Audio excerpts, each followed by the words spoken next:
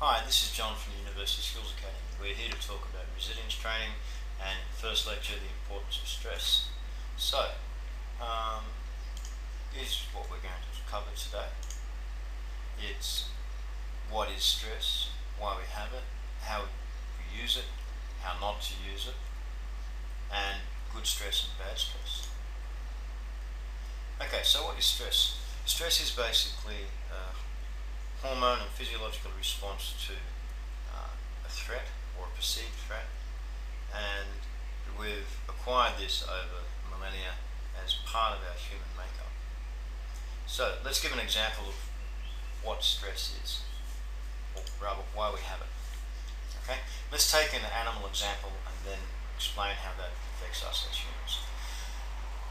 Take for example a zebra on an African plain, sees a lion, decides it's not a good idea to hang around because it's going to get eaten, gallops away, lion chases a bit, lion gets tired, zebra continues to gallop away, zebra realises that it's safe and the lion stopped, zebra stopped galloping, switches off all the stress hormones immediately and goes back to grazing as though it never happened.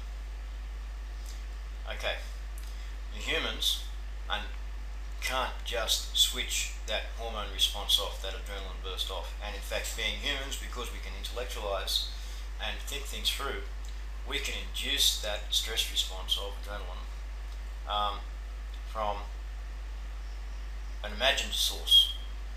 Okay, you think about it. You can have an experience that you didn't like, something vaguely traumatic or even seriously traumatic that if you shut your eyes you can see it now, whether it was a day ago or 10 years ago or 50 years ago, because we have that academic intellectual capacity that zebras don't have. So that means that, and the other side of it is that we can actually stress ourselves about things that haven't happened yet. So we can, as humans, get stressed about things that no longer threaten us. And we can get stressed about things that perhaps may never threaten us. And this is a consequence of having not been eaten X number of times because we had a stress response millennia ago, and it's part of our genome and part of our physiology makeup. So if we can intellectualize things that aren't about to happen or may not happen, and certainly aren't happening right now, be they past or future, we can also intellectualize how not to get stressed. So, how not to use it is to